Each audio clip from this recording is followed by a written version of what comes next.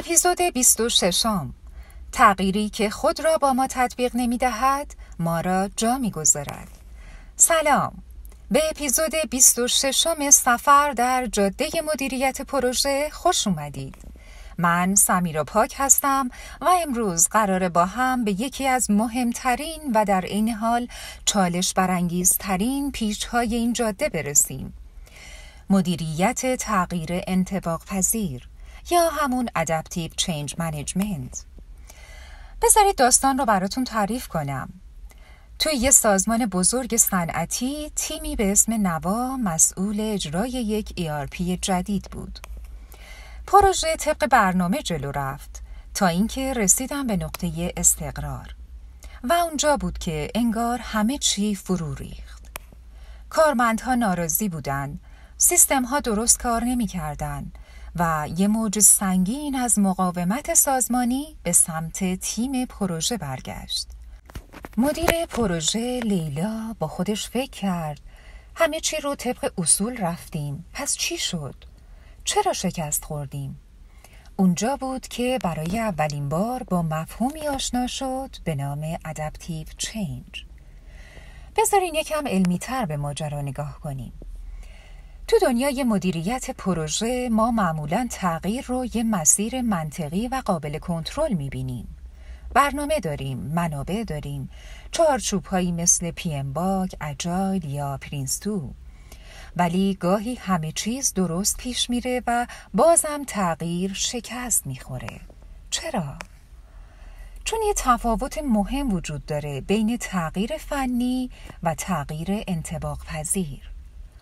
تغییر فنی یعنی عوض کردن یه ابزار یا فرایند بدون دست دادن به هویت سیستم.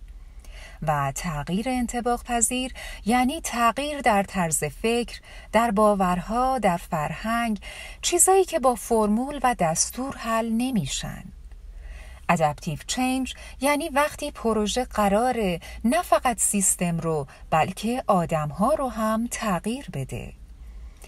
این سبک تغییر رو کی لازم داریم؟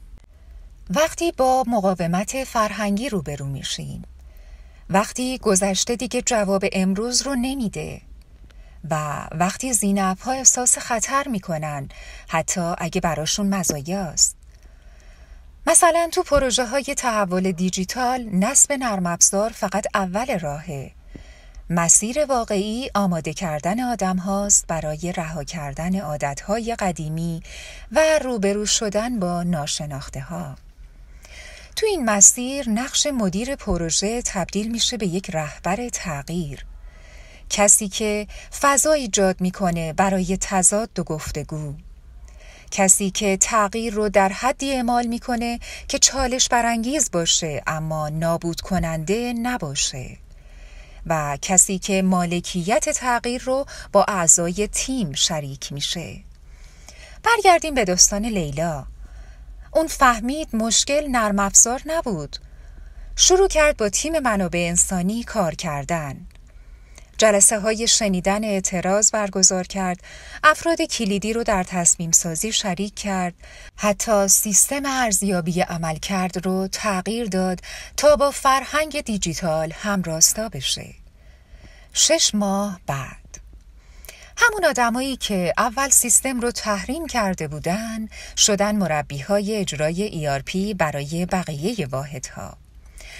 در پایان این اپیزود یادمون باشه تغییر واقعی فقط توی فرایندها نیست، در ذهن‌هاست، در هویت‌ها و در فرهنگ‌ها.